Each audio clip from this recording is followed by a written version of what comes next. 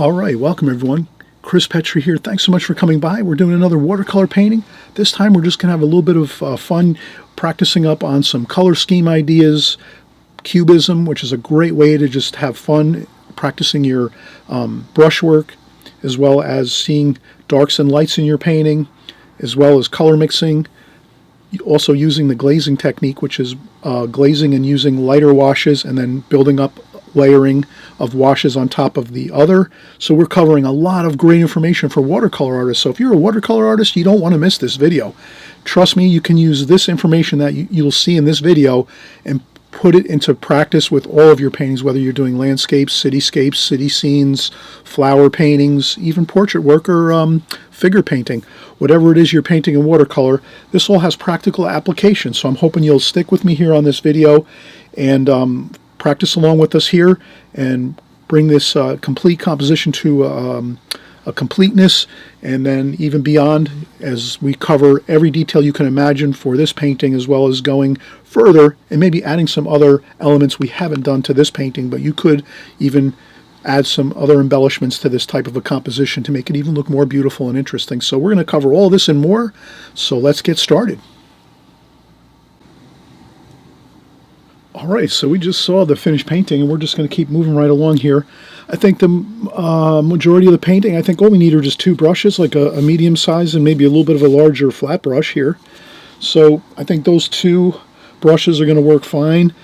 This I think is a Sterling Edwards flat brush that I got many years ago, 10 years ago. Still fantastic.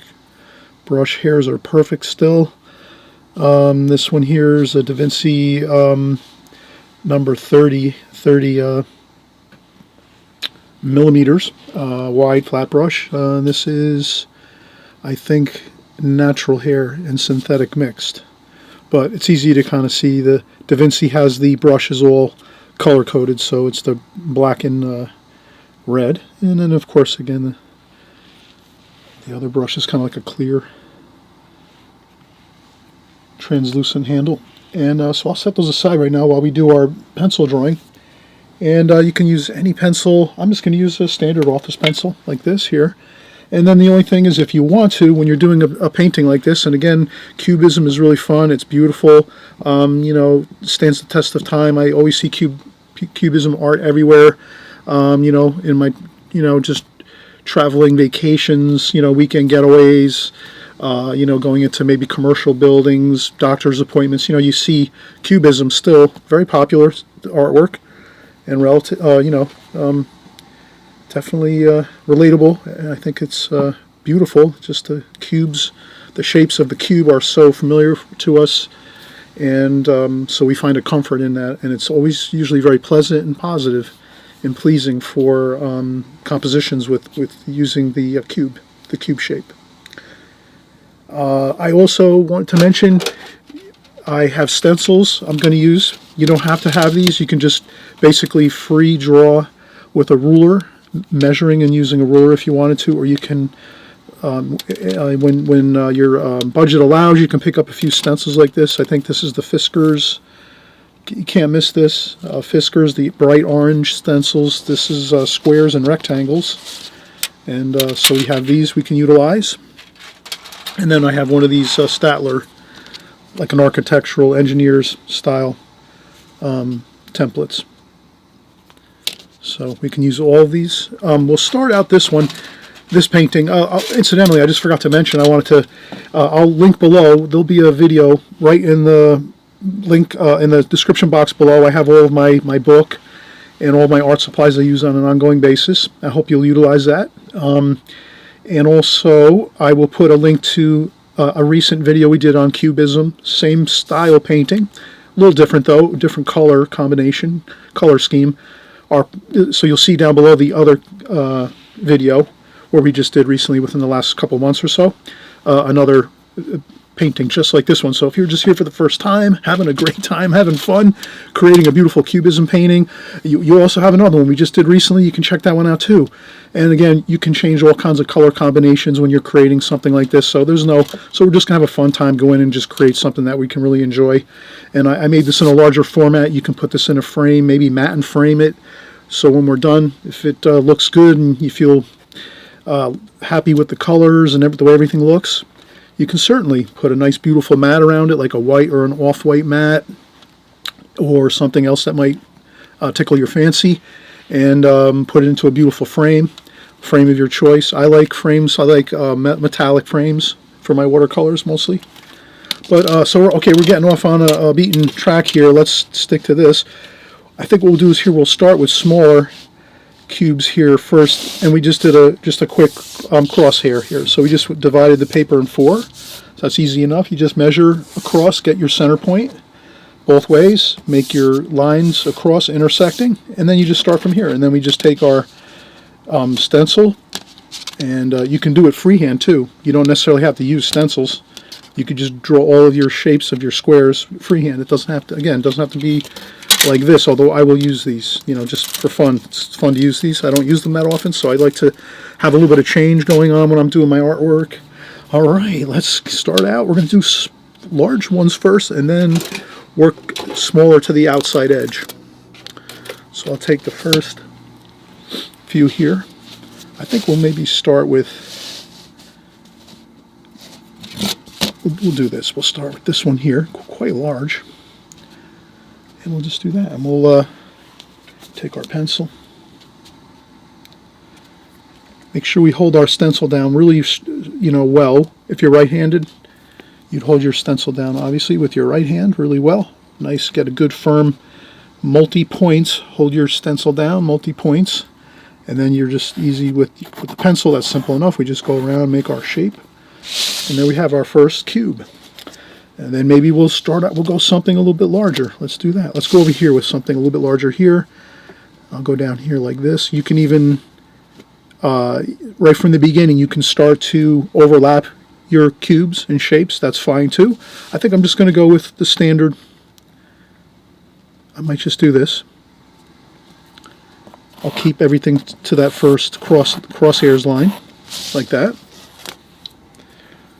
And then this one here, maybe I'll go with something a little smaller, like this. Yeah, that looks good.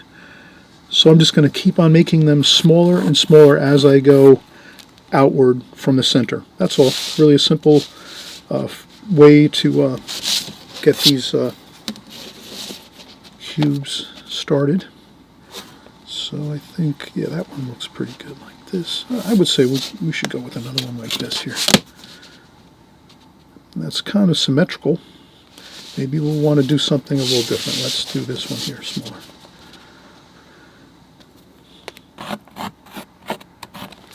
And here we go. We have a real nice start.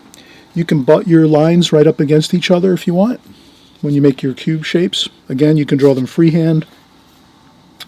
And then from here, we just have fun, and we just keep going and making the cubes smaller and smaller as we go. There doesn't have to be any really rhyme or reason to anything. I'm just taking this same shape square here, and I'm working from, again, the center line, the crosshair line, intersecting, you know, composition. It's complete. This is the perfect center of the composition, and then from there, I just work everything from these main lines, this main crosshair line here. But again, I'm always going smaller and smaller as I move away from the center point here. That's the only thing I think we really have to just try to keep ourselves on track with. Other than that, you're free to move about the cabin, as they say. And let's see now, we got all that there. And so we pretty much have everything going really well toward the outside edges from the center. That's what we wanted to do. And again, we want to keep everything getting smaller and smaller for the most part. It doesn't have to be, you know, exact perfect, but let's keep that as our kind of like our rule. All right, that's it for that. Then I'll shift over to this stencil template, and we'll start making smaller. That. And again, no particular, like, having to be you could be perfect if you want to. You can make everything just the way you decide to. You're the artist. You're going to take what I'm doing here, and then you can have your own spin on it. Please feel free to do that. This is just like my kind of interpretation of what I'm doing here. But I think the most important point was, starting off with that crosshair, and then sticking with the idea of the larger squares in the center first, and then we go out, and then all the smaller squares go out to the outside edge. You can also, we'll do something a little different than we did the last time. We might leave, perhaps maybe we won't fill in every bit of the paper with our cubes. We might leave some free space. We'll try that maybe this time, to do something a little different. And again, I'll just start. And I'm making pretty good dark lines, as you can see, with the pencil. You can make your pencil lines lighter, darker, whatever you like. I'll go over here, maybe start to do this. Try to make some smaller squares here, like that. And it's kind of fun to get into a rhythm when you do this. So like if you know you're pretty much at this size square now, because you're sort of moving away from that center point with the larger, you can just keep your focus on this one template. And they're numbered here too on this, 15.081 millimeters. You can even make a little pencil mark on your template, and you just say, okay, I'm really going to go for it with this one. I'm going to start using this one a lot, and just start moving around and getting this size on, and utilize this size quite a bit, because that's really important that we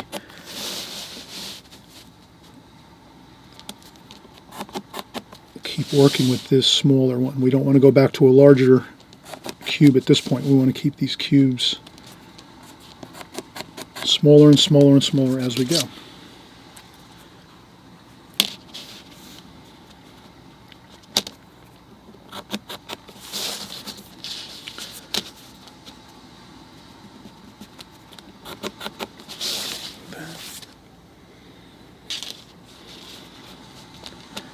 Then we could just have fun. We can do one like this. This might be really interesting. Let's try this. Just again, you can be creative as you want. And you can actually we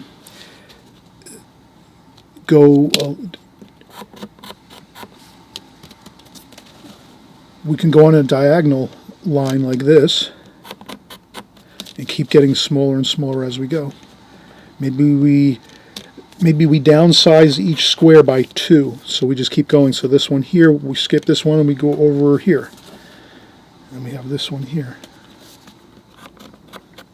And we skip this one here, we go to this next one here. So you could skip 2 sizes, skip 1 size as you go. That'll be more of a noticeable transition from larger to smaller. The only thing I say be careful of is if you have your palette over here like we have.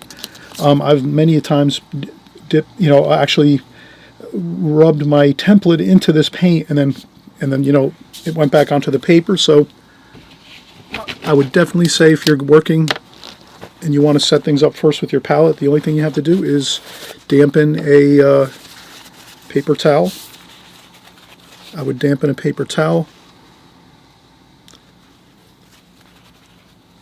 and then just take that paper towel, that damp paper towel, and just put it over the top of your palette like this.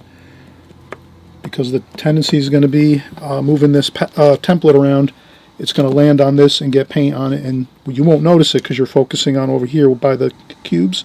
And then I've done that a number of times, and I almost just did it there again, so I'm just bringing it up because I think that is a good thing to do. Alright, now this is really looking good, and we're kind of really having a fun time getting this idea of diminishing size of our cubes as we go to the outward edges of the painting. And you can, I'm just skipping 1 size each time I go, like this, and then over here like this.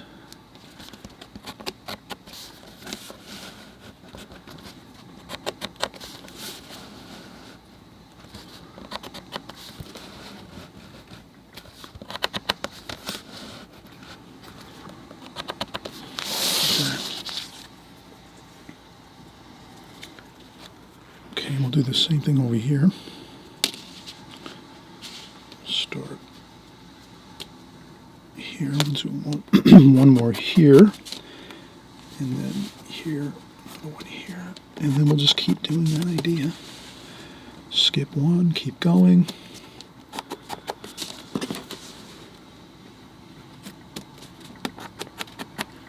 Okay,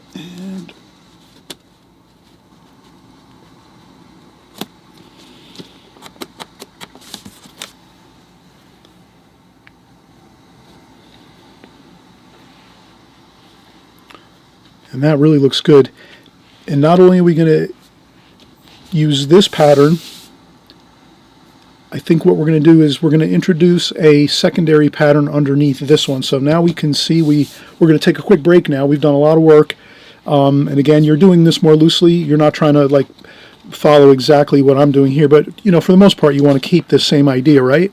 But I know, I understand it would be very difficult if you were to have to try to figure out every square I'm using, but just the basic idea of large squares here, and then we just kind of make them smaller and smaller as we go, and then we've kind of made like we'll do a few more over here. We're just trying to make a few more at the trailing out to the outside corners of the paper, so that it kind of looks like it's kind of like a star pattern, or a pattern of like rays of light or something to that effect.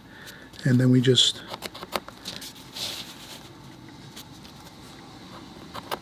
like this, and we just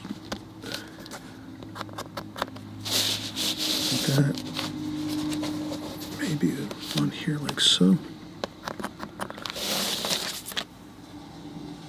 All right, I think that's good. Let's take a quick break, and again, I'm going to mention that we will do something else beyond this, a little more with our pencil lines, and then we'll be good to go. We'll be ready to paint. Be right back. So now what I'd like to do is just introduce one more kind of interesting element to the painting, the drawing right now before we start painting, and that's going to be, I'll create, let's say 3 kind of lines, stripes, lines around the outside edge of the painting. So what I'll do is I'll go with the first line at 1 inch. So I'll use my template here, which has all the inch markers on it, on both sides actually. So this is really a versatile tool for the artist. So I'll go one inch there, and then over here I'll do the same thing. I'll measure in from the tape. That's plenty good, plenty of accuracy. That'll be for us here, 1 inch and 1 inch. And then I'll take my straight ruler like this, and I'll just go right across, same idea. Line up those 2 dots we just made at the 1 inch mark below the tape, and then just do a quick line across here, and I'll leave it a little bit short of the edge of the paper because I want to make a diagonal line like this. Let me do that first too. Let me take a diagonal line all the way across the sheet like this. I'm using my tape, the corner of where my tape is. I always encourage everyone to put tape around the outside edges of your paintings, whether you're just doing small compositions, larger paintings. I think it's always great to just have a little bit of that artist tape around your paper. One, it keeps your paper a little more flat. So if we're going to do a light wash over the whole entire paper. When you do that, the paper gets really wet, and the fibers of the paper, your paper will tend to buckle and kind of swell up with water, and it'll become wavy. But if you have it taped down around all 4 sides of your paper, once it dries, either by just letting it dry a couple hours, or if you use a blow dryer, the tape will keep the paper from moving, and it'll allow the paper to go back to its natural flat state like it is right now before we started painting. So that's a real big advantage. There's also, it's called gummed. I won't get into the details of it, but there's paper called gum block paper. And basically, I know Arches makes it, and I use it a lot. And basically, it's just like 30 or 25 or 30 sheets of watercolor paper all glued together around the outside edge with glue. And you just paint on it, and then it has the same effect where once you're done painting and the paper dries, it goes back to the normal state of the paper being flat. So that is really an interesting little offshoot here we just did, but I hope you'll enjoy those little bits of tidbits of information I try to kind of incorporate when I'm doing my videos. I want to see everybody have good luck with their watercolors, and you know, if I can put out a few little tidbits that I remember or I can recall while I'm doing this video, I'm going to certainly do it. Okay, so we got those angles coming in at perfect 45 degrees like this and like this. And then now we'll continue with our lines going around the outside edge at 1 inch in from the tape. So I'll come over here, and this one's at 1 inch here. And then I gotta make a dot. I come down here, do the same thing. I take my template and use it as my ruler. 1 inch, I make a dot there, 1 inch. And then I take my ruler here and go across like this. I just line up the dots on both ends like that and go across. Like that. And I just do it up to the 45 degree angle that we have here. And I'll do the same thing again. So, you know what I'm going to do? Instead of going, well, we'll do the first one, just so we get the hang of it here. So let's do another 1 inch up here from the bottom. We make a dot. 1 inch over here. We make a dot. And then we'll make another dot 1 inch here. So we're just going to go and do this next one over here. 1 inch here, make a dot. And we have it. Then we just go across, line up the dots, 1 inch there, up to the 45 degree line, and we stop right there. So we stop short of the tape over here on that 45 line here. Okay, and then the same thing over here. And we have a 1 inch mark there and there. And then if I see a square, I'm not going to go through it.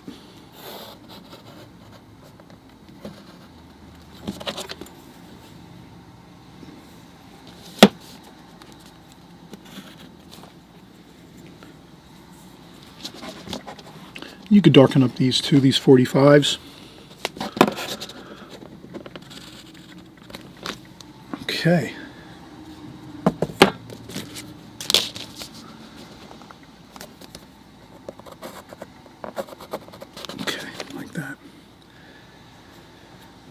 And we will actually go in a little further with these 45 degree lines, lightly. And I think the next, I would use the longer ruler to line them up exact. Like that. I wouldn't want to start using a smaller ruler at that point. All right, and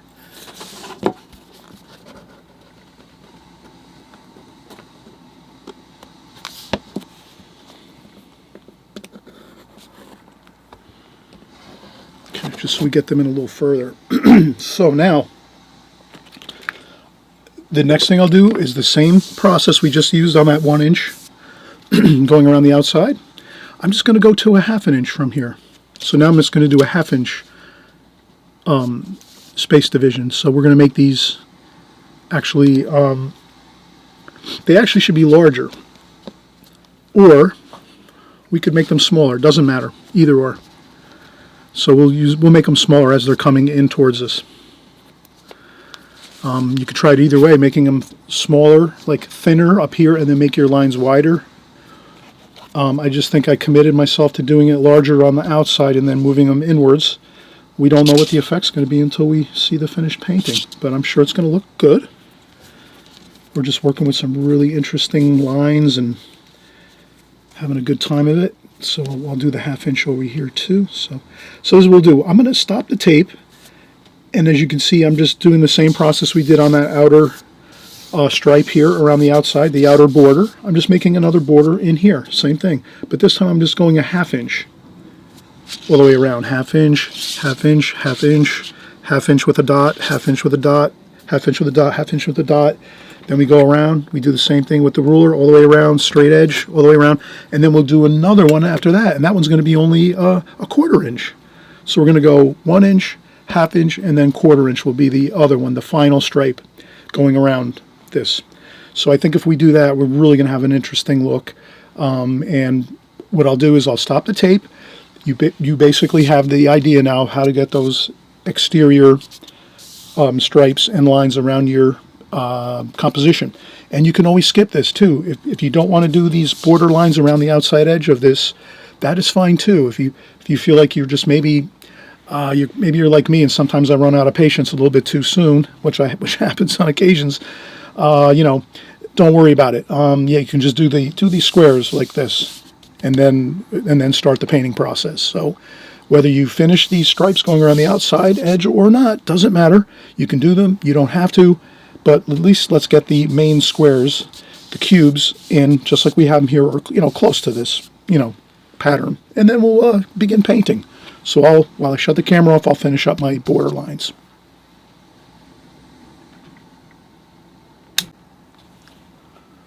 Okay, so we're ready to paint. I'll take off my paper towel. So again, we were trying to avoid smudging our templates and rulers and things into the paint while we're doing this. That's mission accomplished. We have this too. We're going to use a color wheel. We usually, you'll hear, if it's your first time here, welcome. Great to have you. If you're like a brand new watercolor artist and you're just starting out, it's so fantastic to have you here working with us all. And you always hear this a lot, like if you watch videos on YouTube. I'm sure you watch lots of videos. Everyone watches probably a lot of videos on YouTube, other watercolor artists. Some of you have some books here and there on watercolors and so forth, and some of you have been painting a long time. And so I would say you hear the word color scheme all the time, and basically it's just a simple term for those that are maybe brand new here. Color scheme is just basically what colors are you going to be using in your painting, and how are you going to organize those colors. I use this myself personally. I've been using this for over 15 years. I have a couple of these. These are called the original Hal Reed with 2 E's, EED, analogous color wheel. Hal Reed was actually a famous artist going back early turn of the century, in the early I guess he was probably in his middle ages when it was probably like the 1980s or 70s. But in any case, he came up with this color wheel, and basically it's a wheel, and then all you do is you usually, most times, not all the time, but sometimes if you're working on paintings and you want to come up with a definite color scheme that you know is going to work, and this is kind of a painting we'd like to do that with, you would just pick your dominant hue, which might be, what's your favorite color? So you'll think, okay, what's my favorite color? Or maybe you have a couple favorite colors. So you might say, all right, my favorite color I think is definitely blue, and I like green a lot too, blue-green. So you could just take this color wheel, which you can turn it to your dominant hue, which would be the predominant hue that you're going to have over your entire paper painting, and you would just put it on your favorite color or the color you want to use. So you would spin it around, and most people's favorite color is blue, so let's go with that. Blue. Blue-green too is really beautiful. Blue-green. Blue-purple. So what it is, if you let's line it up on blue. So now we know that the dominant color scheme, or colors we're going to use in our painting, are the blue, blue-purple, and blue-green for the majority of the painting, like this. So these are the ratios of how much paint in your composition or your painting you're going to use. This would be the majority of your painting. We'll do it right here on this painting. Blue-green, blue, blue-purple. That's the majority of the color that you're going to saturate your artwork with.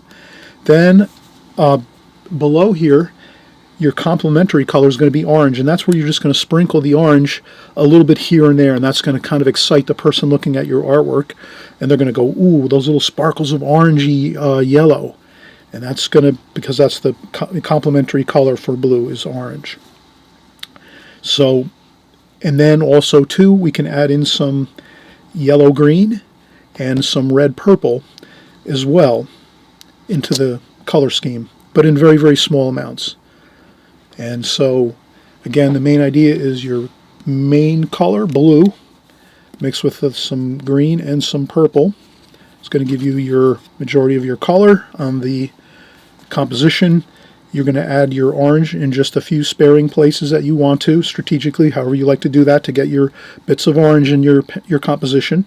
And then you'll also be able to put smaller bits here and there if you want to as well, with your yellow-green and your red-purple, which is kind of a reddish purple color, like that. So these are This is a really great color wheel, and it goes into all kinds of details on the back of the color wheel too, on the different color combinations that in history that were used to create, let's say, the first color with motion pictures, colors with the printing press and magazines and publications and all kinds of things like that. So it covers all of the kind of a mini historical type of informational on the back of the color wheel. And then again on the front you have this perfect color wheel. It gives you everything. The last painting we did, which I linked below so you can see our last cubism painting, was yellow. We used basically yellow. Gold was our predominant hue, our dominant color, and then we mixed in all of the other colors, the oranges and yellow greens, and then we had a little bit of the blue purple in there too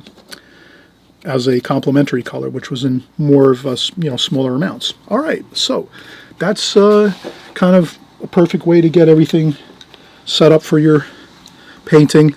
And then the next thing we'll do is I'll get fresh, clean water in my water containers. So I have a water container. I use these rubberized ones. They're really fantastic. And let's do this. I'm going to empty out my water. I have a secondary one I use over here. And then I'm going to fill that with fresh, clean water. So when we start out this painting, we have to have fresh, clean water. And then what we do is we just dampen the paper, the whole entire paper like this, with fresh, clean water. So I just do this. But the thing is, we don't want to add too much. We just want to add enough to dampen the paper. Or if you've ever painted like as a hobby, or if you've done some repair work around the house and you're painting like a chair or a piece of furniture like a cabinet or some walls, maybe you're painting your kitchen or your bathroom or a bedroom or family room wall or something like that, or room. If you're painting a room, you'd want to think of it the same way as that. You wouldn't want to add tons of paint, just enough to cover the wall. And that's what we're doing. Just enough to dampen up the paper all the way across, like this. And I just keep taking more water, but not excessive amounts of water. You wouldn't want water dripping off the paper. Just enough to dampen the whole paper. And that's it. And then once we have that on the paper, and we do a good job of just going back over it again, let's make sure it's all good and covered. You can even go up and down. You don't worry about any of the pencil smudges or anything like that. You're never going to see anything like that with some of the lead that might get into the water, or this first bit of wetting. If you wet the paper in the beginning of the painting, it's not. If you have a little bit of smudging of your lead from your pencils, you don't have to worry about that at all. You just get the whole paper good and covered with some water, and that's that. Next, what we do is we want to come up with that color again, the color scheme that we talked about, and that was just so we spin our wheel. We're talking blue. All right, so we have blue, purple, blue, green. That's going to be the majority, and a little bit of a sprinkle of some orange in there, and a little bit of these other two colors, yellow, green, and red, purple. I'll take this color wheel and I'll set it up across from me so I have that in front of me so I don't lose track. And then now we're just going to go in and get our blue. So our predominant up here is blue. So I'm going to take this part of the palette and say that this is our dominant hue. Our dominant hue of color that we're going to use. Mostly blue, maybe a little bit of cobalt blue in there. You can use numerous blues, a little bit of cerulean blue. So let's mix up some different blues in this. When it says blue, we can also some Prussian blue. So we can mix in a little bit of all of our favorite blues, like that,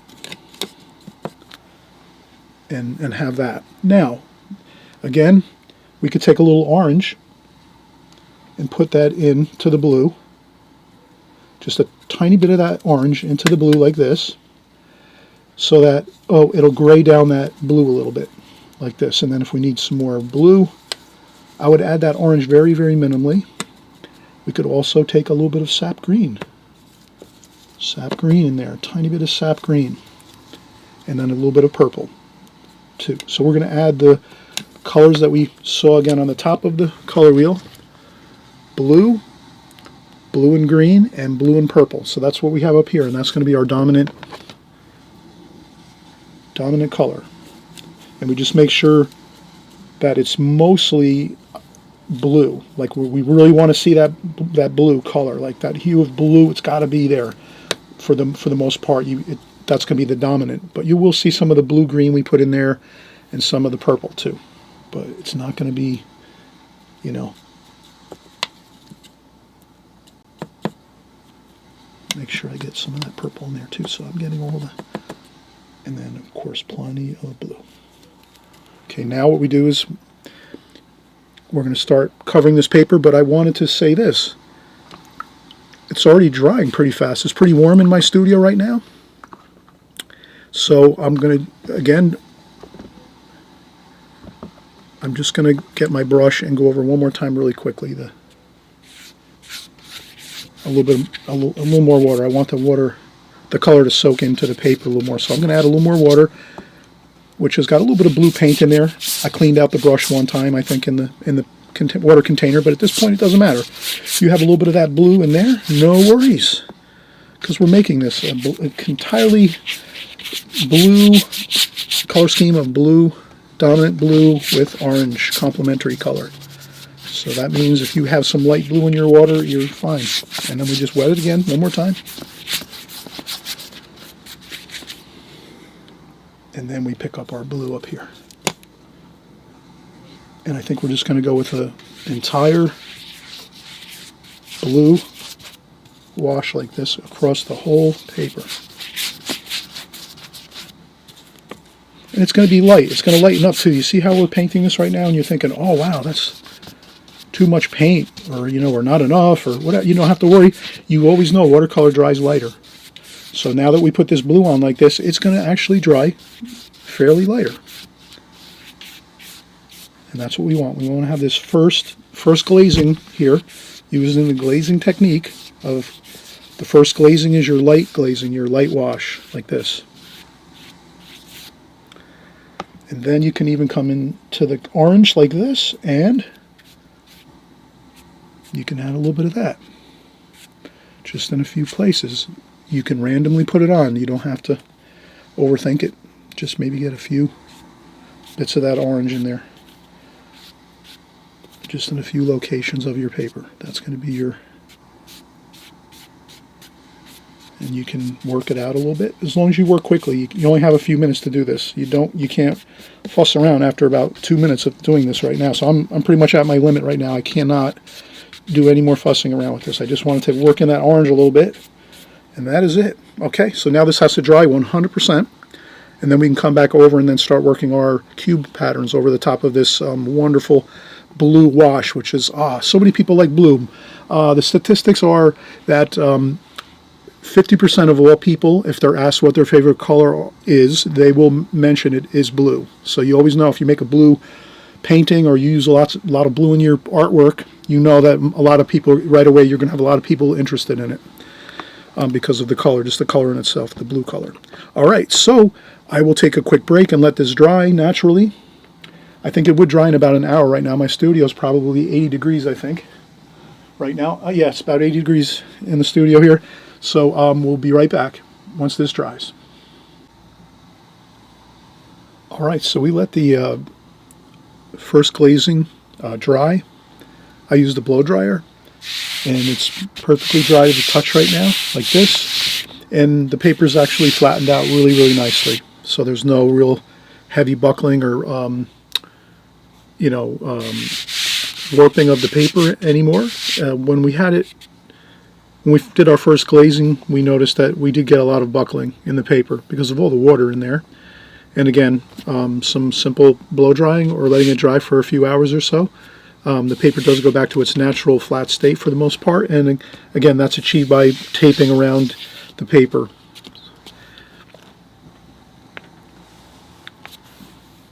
Next thing we'll do is we're going to mix up some more colors here. I think I'm going to shift over to this 1-inch brush here. This should be perfect for the rest of the painting. That larger brush we used in the beginning was pretty much a perfect larger size brush to cover the whole surface of the paper with that light wash that we created. So now we're just going to be doing the same thing, and we can even just one more time revisit the color scheme predominant hue. Dominant hue is blue with blue green and blue purple, and that makes up the majority of the color in the painting. And then again, we said the complementary color was the orange, so we have little bits of beautiful orange wash mixed into our blue when we were creating our first glazing, and then also too a little bit of the yellow, green, and red purple. So that we can incorporate now into the painting as we're going forward, maybe using a little more of the discordant colors. And let's give ourselves the best advantage to have less stress while we're painting by getting our colors mixed in the palette first. So we'll use again the top portion of the palette here.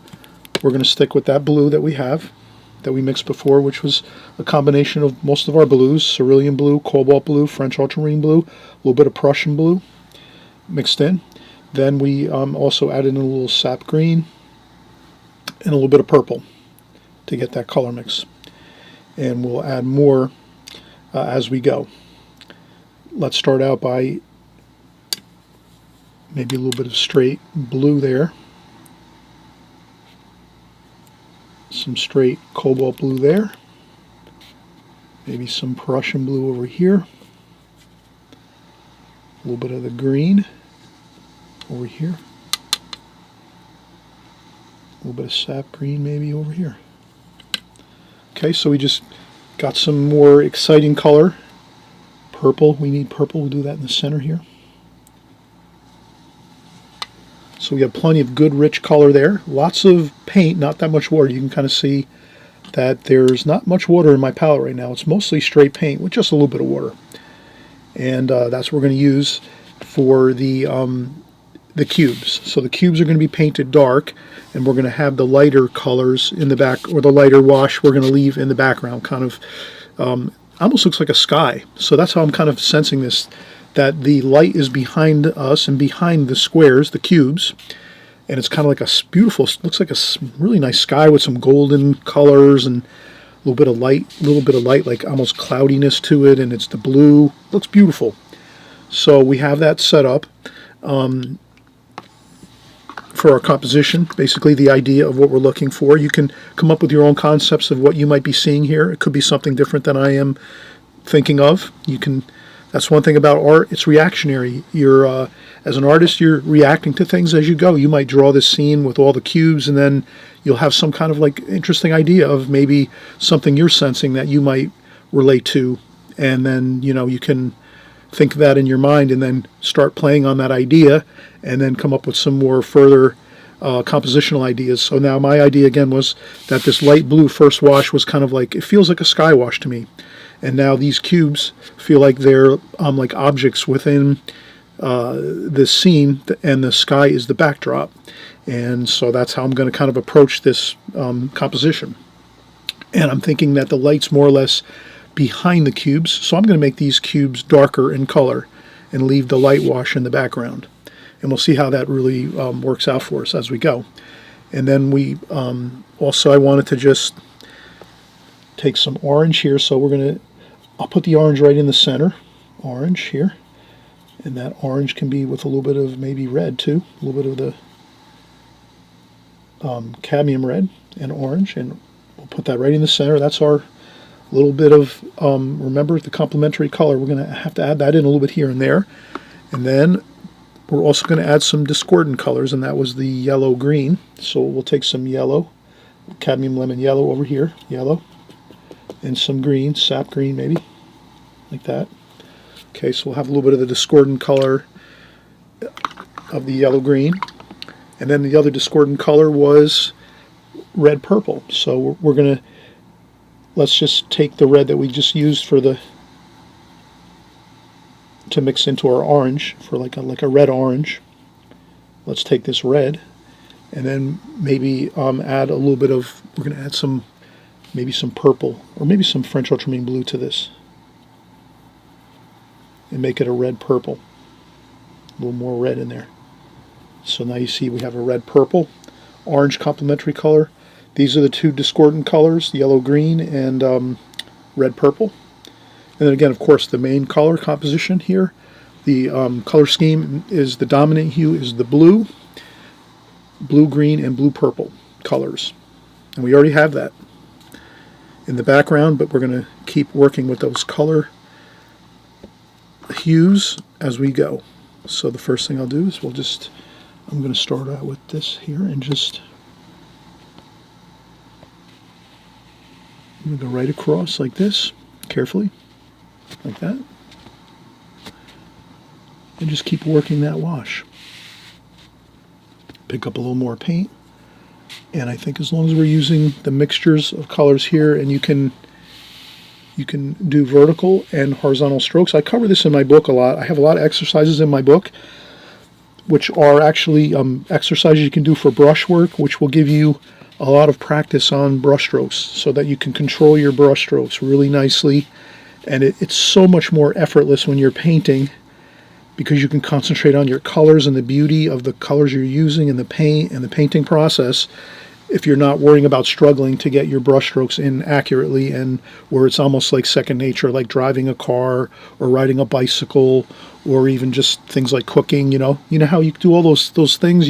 We cook meals, we get in our vehicles, we drive, we get on bicycles, we ride, we do all these different things. And most times, if we're doing it long enough, or we've practiced it quite a bit, we're actually not even thinking about that too much. First thing I did mention is, or I wanted to mention, was get some of that orange complementary color right in this, maybe a little bit of the green too, and so that is, and then what I do is I like to rinse off my brush, dry off the brush, the water, and then just smooth these colors in. And if you smooth these colors in quickly, just to kind of make sure we're blending them in nicely, or you could leave them just as you see the brush strokes. That's fine too. Okay, so let's continue. We're going to work on another, but I did mention that. So in the description box below, I do have my book. It's there. You can actually look at every page in my book. So you can see that I have over 65 beautiful paintings you can work from. It gives you plenty of years of painting and working with the compositions in there, the paintings, and then also too all the exercises in the beginning of the book, which are brushwork exercises. I cover colors, so I'm sort of covering a lot of basic fundamental methods and techniques in water, as well as fundamental knowledge that you would need for watercolor. So if you are just starting out in watercolor, I hope you'll pick up my book. I think it's absolutely incredibly worth it. It's not that expensive at all, and it's got a wealth of information in it. And it really, when I created the book, I wanted it to be like a book of knowledge, so that when you start out watercolor, or if you're just maybe painting watercolor for a couple years and you maybe don't have as much knowledge as you would like, my book will give you a lot of further information on painting in watercolor. So we're going to keep working here, and as you can see, I'm using what's called parallel strokes going this way. I'm also using vertical strokes like this. If you go over a line, it doesn't matter. You can go over your lines. Paint over lines doesn't really, that won't matter too much. And then again, you can use any of your French ultramarine blue, sap green, a little bit of viridian green, purple, Prussian blue. And we're just going to keep working these darks here. And you'll see, we just again are using a familiar brush strokes that we use with our brush. I'll add a little bit of water.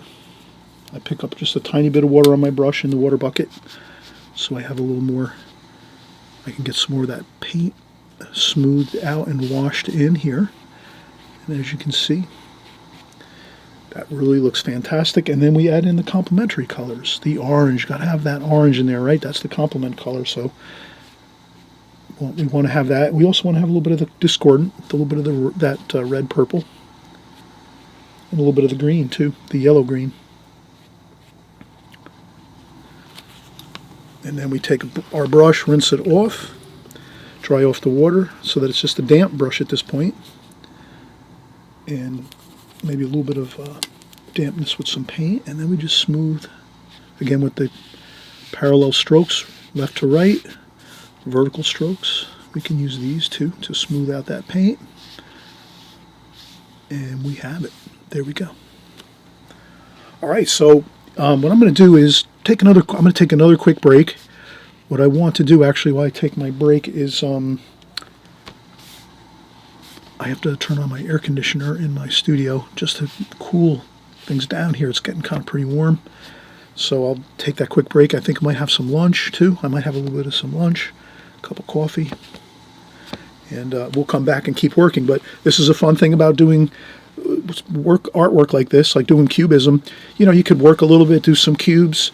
You can take breaks. You can wait till the next day, pick back up again the next day. Or if you've got an extremely busy schedule, you can always paint a couple of the cubes here and there as you go for the week, and then maybe on the weekends you have to do other things, or vice versa. Maybe during the week you can do some of this, and then on the weekends you have some other personal things you have to do, visiting family, friends, or you have activities or different things like this. So it's really fun. You can just work at your own pace. The only thing is you would just probably want to cover your palette with a moist paper towel, and maybe even put your palette in like a plastic bag just so that your paints stay moist. So you don't want your paints to dry out really. And you could put it in the refrigerator if it's safe to do that. You know, it's I have a whole video on keeping your paints moist in your palette. I'm going to also link that video down below, so you have the two videos. The Cubism video we did just recently, beautiful golden colors. Oh, that looks gorgeous. That painting looks fantastic. And now we're going to have also the palette. I'll put that palette video in where it just shows you how to keep your palette moist and put it in a plastic bag, and do a few other things to keep everything nice and moist. Your paints, because if you're using fresh squeezed tube paint, you absolutely want to avoid having all of these paints dry out on you if you take like a week or two off and then you're coming back to doing your painting. Okay? All right, so I'll come right back after a quick break, and then we'll see you in just a second. All right, so we're just going to continue on here. We're back from a bit of a break here, and I'll just again start going in and getting in some of the blues that we were using, which is the French ultramarine blue, a little bit of cobalt blue across here, some Prussian blue. We had some purple down here. I put like the purple here in the green, Viridian green, purple and green. Across the bottom, a little bit of sap green, Viridian green, some cerulean over here. So now what we'll do is we will, again,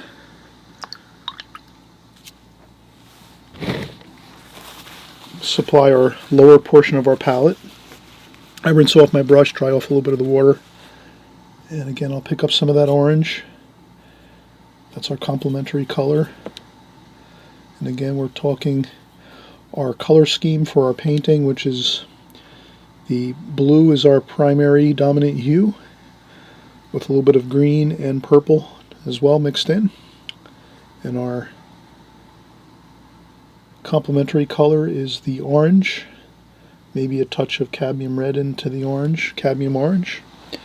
And then we had some discordant colors, and these colors here in the lower part of the palette, these are colors that are we just put them in a little bit here and there.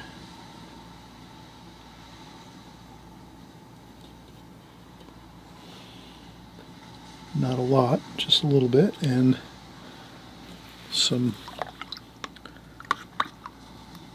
I rinse off my brush again, dry off the water on a paper towel. You could use a sponge, paper towel, tissue. I'm using a tissue here.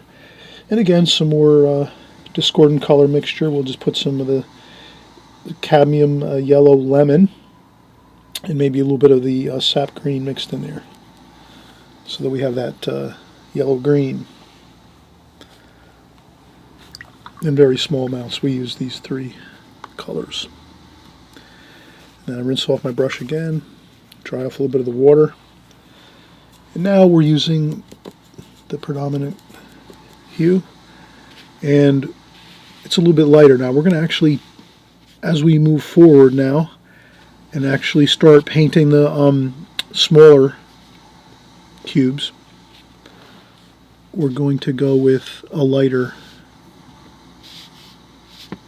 mixture. So we're not going to go as dark as these first three here that we did. We'll start to lighten them up just a little bit though, but not that much. And rinse off the brush again, dry off a little bit of the water, and then we'll pick up some of the complementary colors there, just to work it into the mixtures. A little bit of the discordant.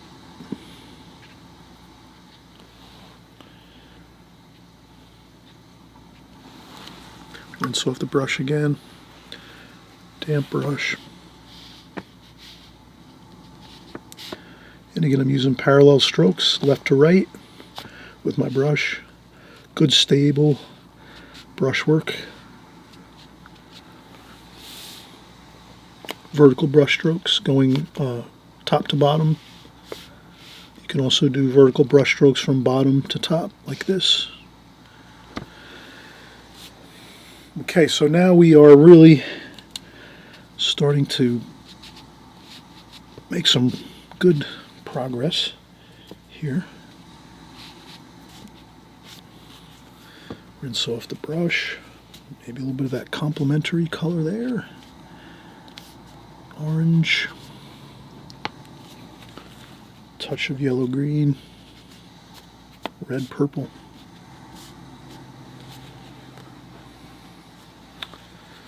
And you can see we really have a nice looking start to the cubes.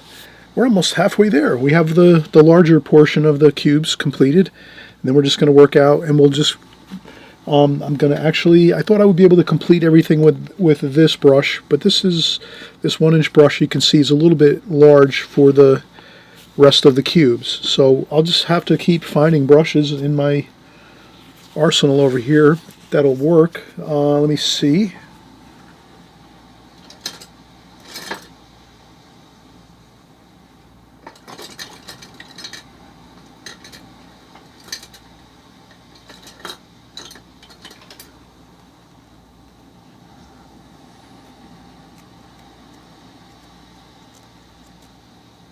Alright, I found this one here.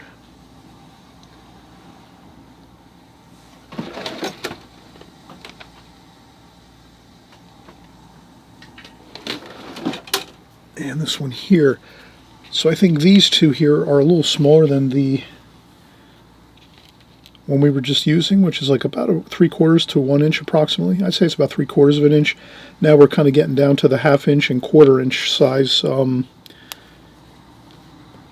flat brushes here. So I think we'll use these to get for pretty much, I think, the most of the, I think we can finish everything up with these two. You could certainly do these with a round brush, these cubes, but if you're going to create these with a round brush, you're going to be like, it's going to be a little more challenging, a little more difficult. You're going to have to do a little more fancy brushwork, but you can do it, no problem.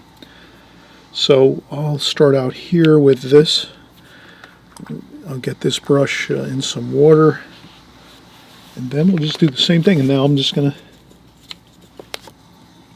start working in these colors here. And again, like we said, we're making them lighter now. So we're going to make these cubes lighter. And I'm doing the parallel strokes with my brush. There, and then we just touch in a little bit of the orange. That you can just tap into the color. No need to get too fancy with it. Just some orange complementary color. A couple dabs here and there. Like that. You can even go in and dab a few orange, bits of orange color if you wanted to. Here and there.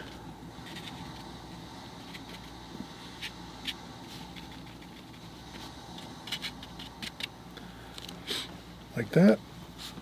Once this is dry, like this.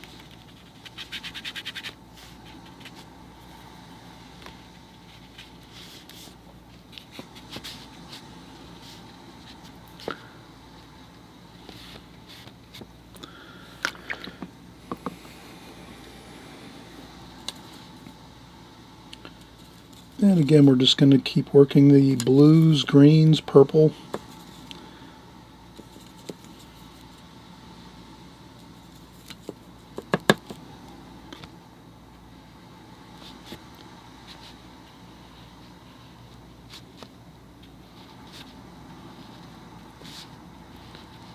And I'm going to try to make some time here doing these.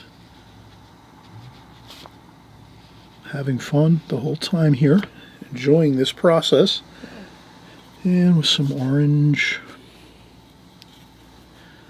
mixed in with those washes, just a little bit of orange in there, like this.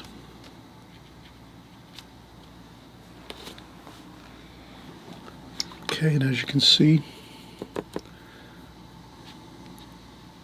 these would be a little bit darker, I think, since they're a little bit larger. I think our our goal is the larger the square, the darker it is, the further or the smaller the square, the cube. So the cubes, let's say cube, the larger the cubes, the darker they are, more paint, less water. And then as you're mixing and you're mixing out and kind of creating these smaller cubes, we're just going to go with lighter color, lighter washes, which was more water, less paint.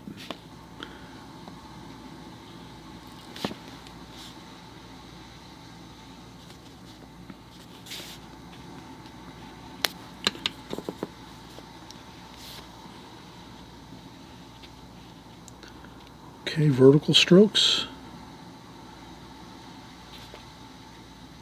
Top down. Vertical strokes going top to bottom like this. Then you can even go left to right.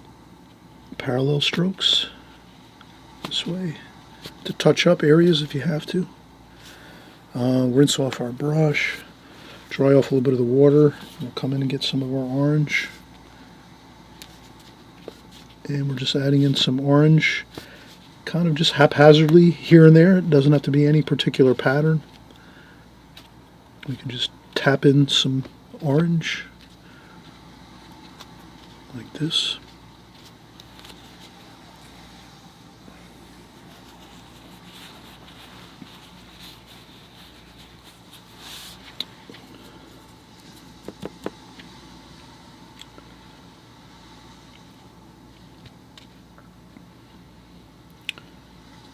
And incidentally, these cubism and this type of style of watercolor painting builds a lot of your skills, actually, as a watercolor artist, because you're practicing your brush strokes and, you know, learning how to manipulate the brush to get an efficient wash on your paper, so that when you are creating any other paintings, you're going to actually have an easier time creating your paintings and, you know, handling your brush. It's important to have good brush painterly skills. Makes things a lot easier.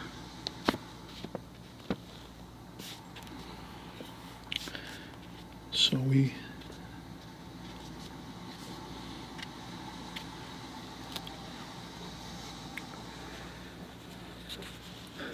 continue on here, press forward. And again, now my brush is a little bit large, so I have to sort of start thinking about using the smaller brush now, because I'm sort of getting to that point. Just being able to finish up these cubes here, and that's about it. I can't really do any more cubes, and now I think we have to shift to this other brush, which is fine. Thankfully we have some extra brushes here at the studio. I've been painting for 15 or 20 years now, so I have a lot of brushes I've had that I've built up over the years. And again, we're going to go in with some discordant. And always remember, you can go in with your, you can put in your discordant color and your complementary color if you're still working. Like, you can continue to work, and if you miss a spot and you don't get in your complementary color or your discordant color, you can like we did here, you can add that in after it dries. You know, there's no. It does look really good when you kind of blend it into the wash as we're working, but it still looks fine too if you just put a little bit of those, again, complementary and discordant colors. Orange, we'll pick up some more of that orange, touch of cadmium, so cadmium orange, touch of cadmium red, and again you can add little bits of that. And they probably, or it's probably better to have less, the color should be maybe more muted and smoother out in the distance. So these smaller cubes, you'll have less exciting color, let's say. It's going to be a little bit lighter, not as thick a paint, more water, less paint, as you can see here, as I'm working these here. So you have more water here, less paint.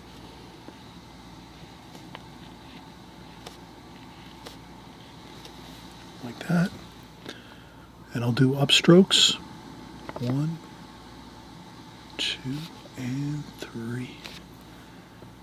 And one more there, like this. There we go.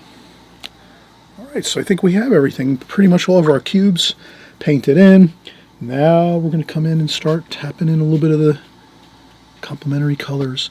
But again, the complementary colors are going to be more exciting here. So this is where you would add them.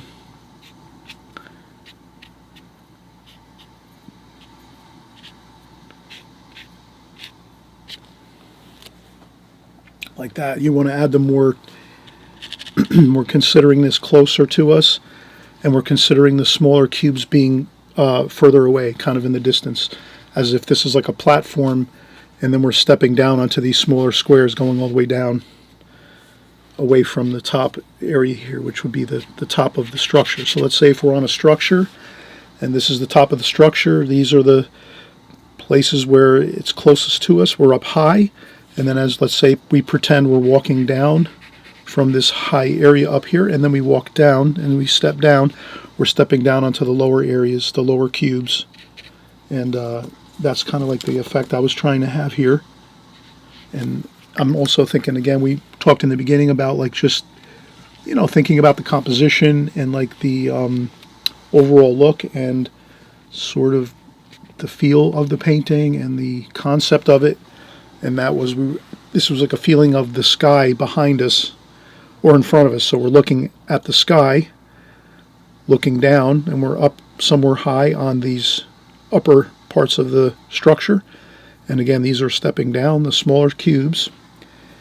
And then we have like a sky wash, like a nice blue, powdery blue sky. And the lights sort of behind us. So I should say in front of us. So we're looking into the sky. And the sky washes, which is that kind of blue with a little bit of that sunset feel with the light oranges and gold colors. So I think that's pretty effective. That looks pretty good. And what we will do is maybe we might do a little more washes possibly. I think we should do some more washes here around the painting to get more of a interesting look. So what we'll do is we'll take a quick break. As we take our break, I am going to just sort of think to myself what is going to be good for the painting with going a little bit further with more washes. What is it going to look like if I, and then I'll fill in the information in my mind. Like, what is it going to look better?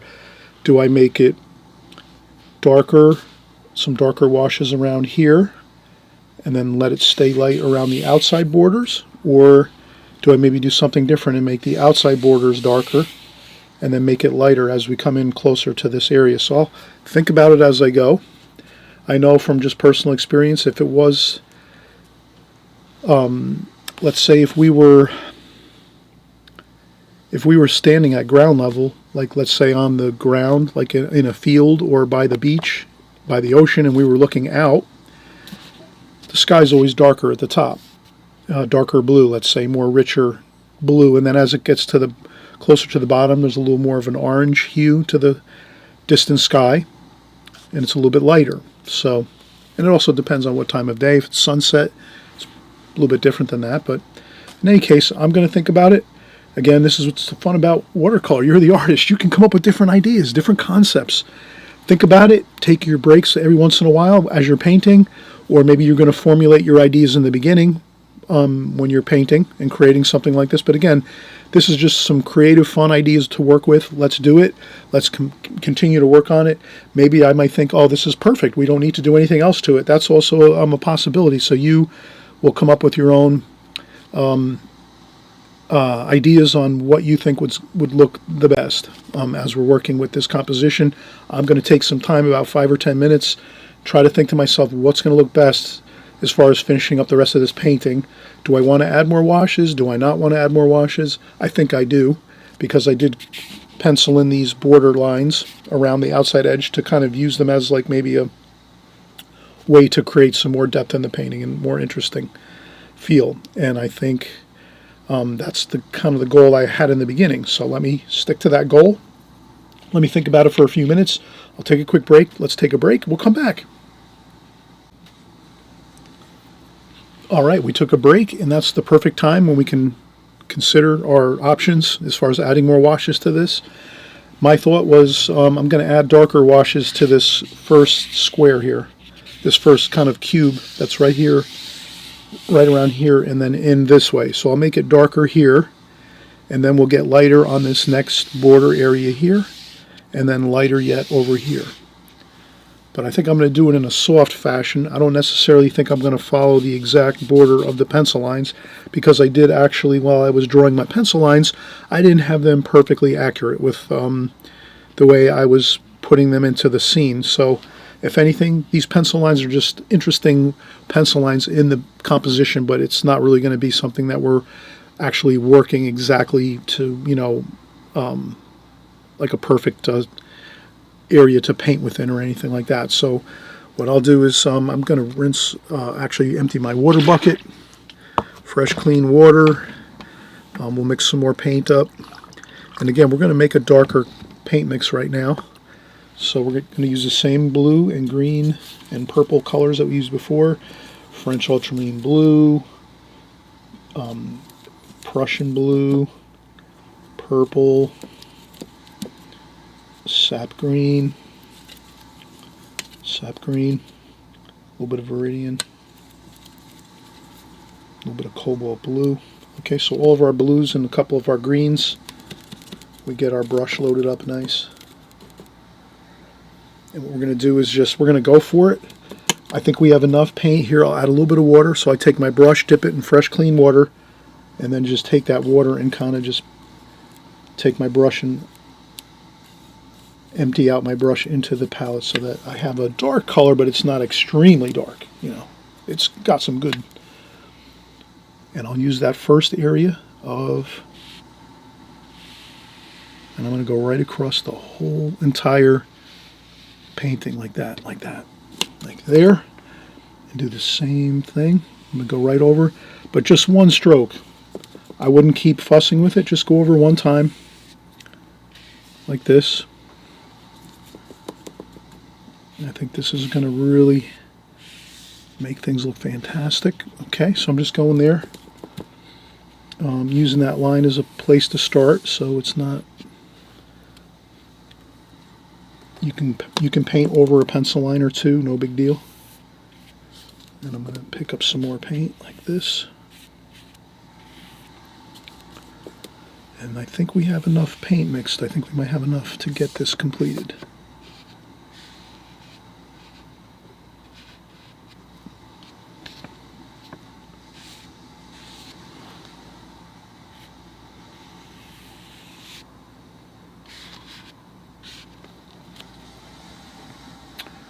I think that looks good. Perfect. Now, I don't think we need to really, we could add a little bit of the discordant and complementary colors.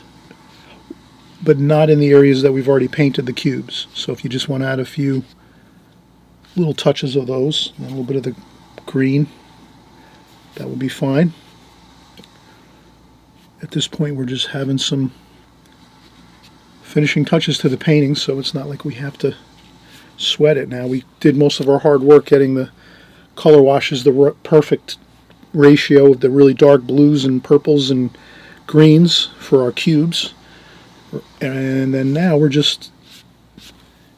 we add in a little bit of the, again, a little bit of the complementary colors and the discordant colors too as well. Just to get those in there too as well. And incidentally, this color scheme that we're using right now, you can use this for any of your paintings.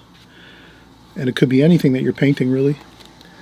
This is a great exercise just to learn with working in colors, working in color schemes, color mixes, and you can use the same idea of color mixes with any kind of painting. A painting of a house, a farm, some landscapes, some seascapes, some flowers, anything you can think of.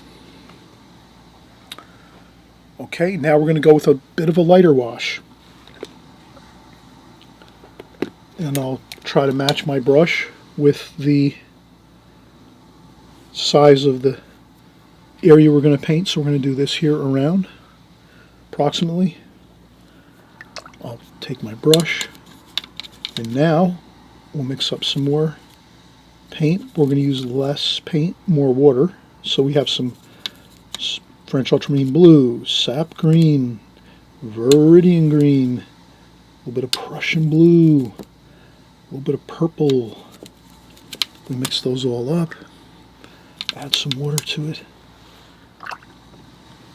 and then see what we can, if we have here, if we can make a lighter wash like that. So let's just do that. We're going to do a vertical.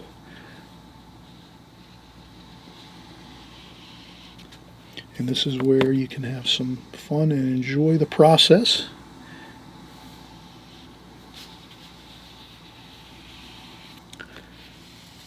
And I think we're just going to hold the this about half-inch size brush right around the edge of the part of the painting we just painted, this central area.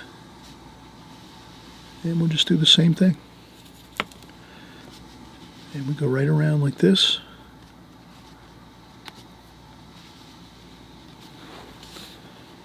Again, doesn't have to be perfect.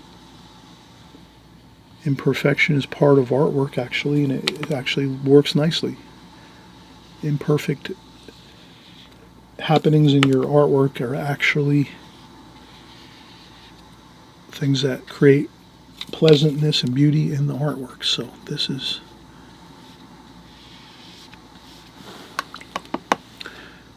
now maybe I have some interesting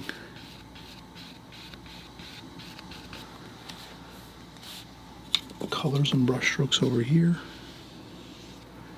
And again, we're going lighter. We went darker in the center here with that wash.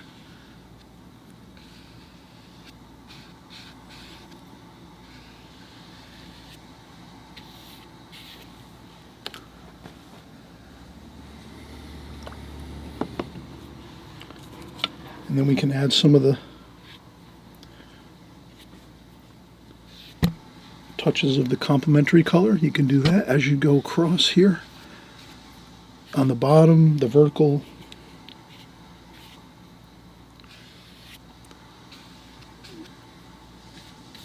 You can add some discordant colors. Just a few here and there, not too much, right? Going to stick with that really strong blue and purple and green influence, and I think that's looking really good.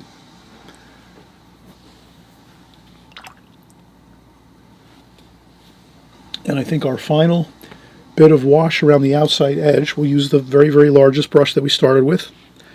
I will empty my water bucket one more time because I just want fresh, clean water as we go through the painting. Just gives you more options as far as having like more cleaner washes. I think we'll just add some of these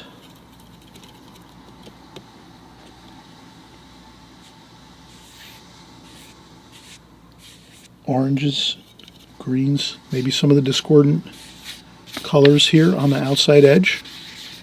So our discordant colors, and then as well overlaying that with some of our blue, green, purple. We have to have that. Our blue, green, and I wouldn't go too many brush strokes. I would say try to get it done quickly and efficiently. These final washes, when you're going over the top of these first cubes that we painted in, that's the key, is not going over with too many brush strokes. You can kind of notice we went quickly. We just went like 1, 2, 3, 4, and kept working with the palette, picking up more water and paint across water and paint across.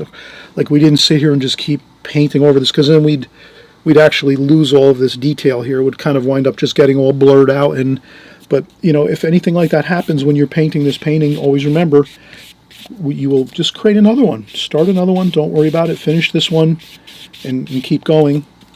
And that's all you have to remember, is it's just a process, and we cover all the processes as we go. And I'll add some of that discordant color here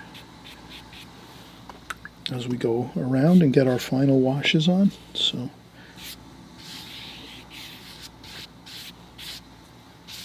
like this. And that's it. I think that looks really good. And we always can remember, we can add on to this, or come back in and do some more washes. But we have to let this dry now, though, 100%. So I wouldn't do any more washes until this entire paper, you wait till your entire paper now dries 100% after you've done the final washes over the top of everything, your final glazings. Once that's all completed, let it dry 100%, and then we'll talk about maybe a few little extra things we can do that might make this look a little more interesting, and maybe bring back a little more dynamics to this, because I kind of feel like maybe some of these colors here on these central area, these cubes here, might have become a little bit softer. Maybe we want to add some more richer color, maybe some straight paint onto these. So we'll see how we can do that, and what might come of it if we can rethink a few washes that we might have done, and maybe a couple of kind of workarounds, or adding some things in here, some washes into this painting to make it even more exciting than it already is. But just the colors itself and the shapes are beautiful. The cube is a beautiful shape. We all enjoy cubes, you know, most of our natural world around us, as far as structures, anything, you know, architecture, cubes, squares is predominant, so we feel comfortable with those shapes.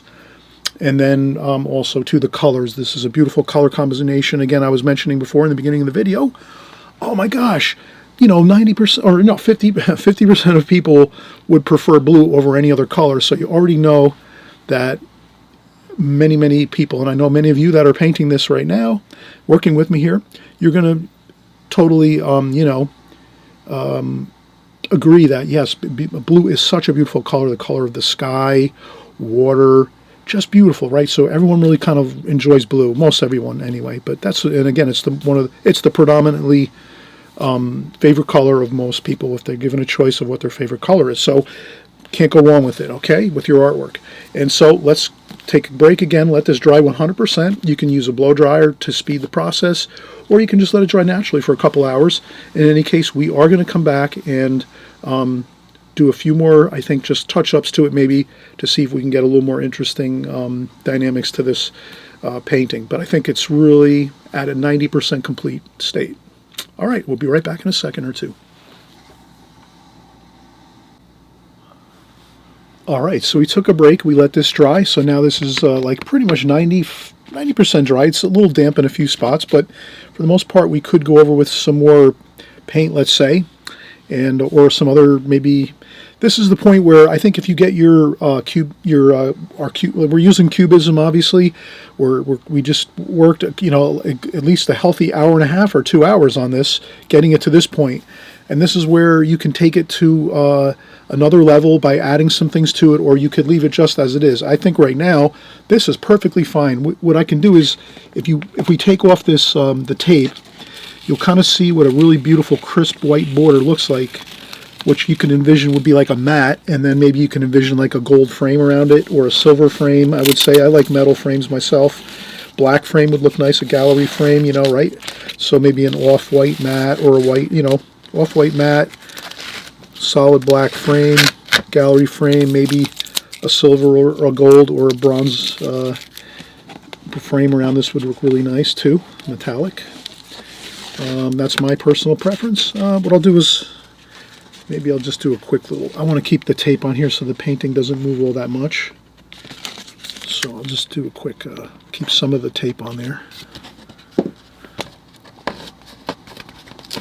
Okay, and then we're just going to, again, see what it looks like with a white border around it, and it does, you know, totally changes everything, right? It's a game changer, just pulling the tape off.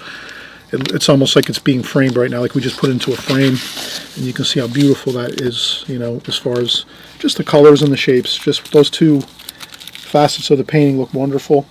And again, you can take it further than this and do something totally different.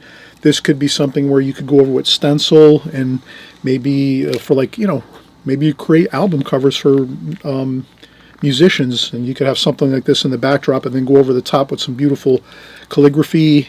So this has so many applications for artists and artwork and so forth that, you know, so I think just like this is perfect. We could add some other things to it. I think what I'll try to do is just put a few more ideas here that I think I'd like to try myself, but at home you can try these ideas or just leave it just like this, or you can create multiple versions of this painting, like paint this one just like it is, then maybe you're going to paint a second one. You can make them smaller, do smaller compositions like similar to this with the same colors and shapes, and come up with different, you know, like let's say add-ons or things you can implement into this painting on top of what we already have. But one thing I thought of is I did notice, I'll take a round brush, maybe a fine round brush, maybe I'll use this one here. I think, yeah, this one looks pretty good. So I'll take a round brush and I'll take some, this is titanium white, and I'll take a tiny touch of yellow ochre on my brush here,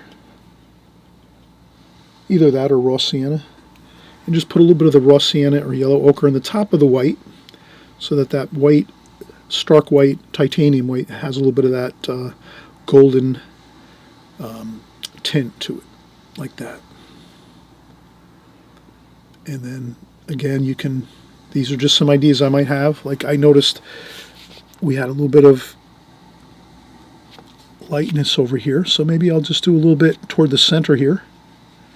Maybe I'll add it in just a little bit of that highlight color, maybe just a touch, kind of a dry brushy look.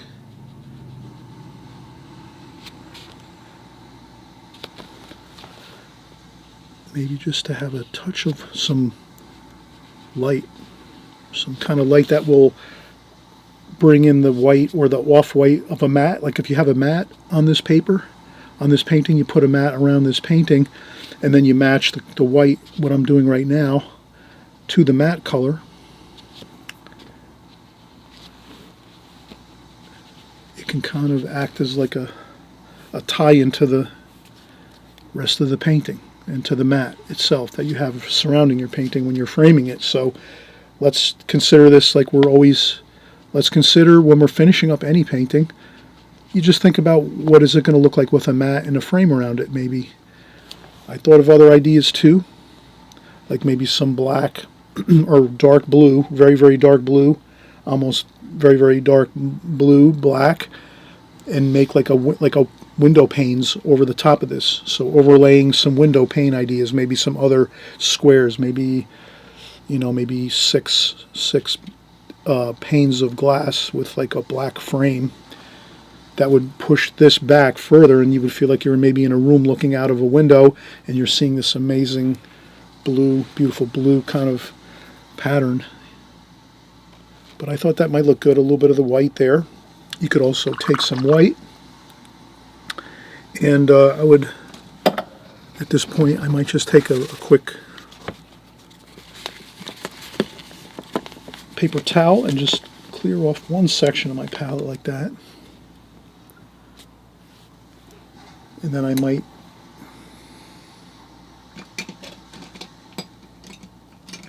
get a little bit of a larger brush to do a couple splashes. I just take a little bit of the white with that little bit of yellow ochre, put it into the palette like so, and then pick up a little bit of fresh clean water, add it into that, and then now I have, you can see it's not an extreme amount of water, but it is a decent amount of water in there. You need that to get a splash going, and then you can just do a couple splashes. So you can tap on your painting and add a little bit of some texture, and just a little bit here and there, not much. I wouldn't do a whole lot, but just enough to tantalize someone's eyesight when they look at this.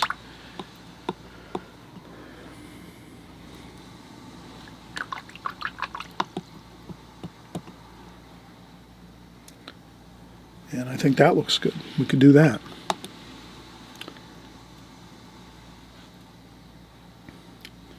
We could even add a little more water to it for more of a splashy kind of look.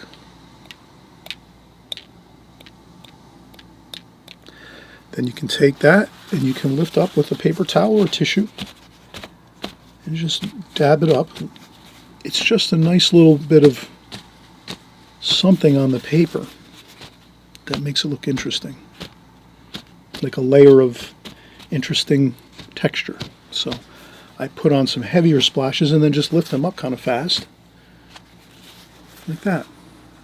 That could represent glass, maybe rain on some glass kind of a feel.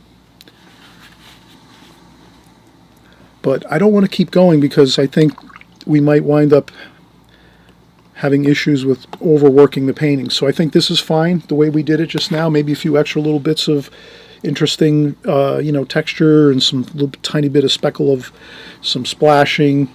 That's plenty good enough. Like I said, you could consider doing some like window pane, like a window pane idea of having some really, really super dark, almost like, you could put in like three, like I said, maybe 3 cubes with like dark, so you would paint like a dark stripe representing a window pane like this, and go one dark stripe here, one dark stripe here, and then go across and do one dark maybe stripe across the center, and then you'd have 3 cubes up top and 3 cubes on the bottom representing, let's say, a window sash looking out. That would look, I think, pretty good too. And then if you have a black frame, that's really, that can be really exciting. So yeah, you have some options with this. So when you paint and create some different things like this in watercolor, it opens up all kinds of options of thinking of different things you can do, adding to your painting, embellishing things, making it more interesting looking, and then even learning that sometimes when we push the boundaries too far and we do too much to a painting, it kind of like, let's say, it loses its more exciting look and it starts to look too busy or too overworked. So that's really the fun thing about watercolor too, is learning that perfect spot of like a little bit of extra work to a painting can really enhance it. Or sometimes if we push the limits too far with doing a little bit of embellishments toward the end of a painting, it could push it over and make it, kind of like too busy looking or just, overworked. So hope you had a great time on this video working along with us, this tutorial. We love doing demos here on my channel, everything watercolor. This is sort of like a little bit of an offbeat type thing I'm doing once in a while, just to keep everybody interested in trying new things. And again, this type of work, doing this type of work, teaches you a lot about color mixing, color schemes, brushwork, practicing your brushwork, getting your brushwork really in good shape, practicing these type of things really, painting within defined areas with your brush keeps that discipline of handling your brush really well. So all things are good. Glad you're here again. Have a great evening, a great morning, great afternoon, and we're going to see you before you know it in a very, very soon, next in another tutorial where we're going to be painting anything you can imagine. We do everything: landscapes, seascapes, city scenes, flowers. We do portrait painting once in a while, figure painting. We do still life paintings with fruit and all kinds of interesting stuff like that, cups and saucers and vases and flowers and anything you can imagine, still life. So we'll see you next time very, very soon.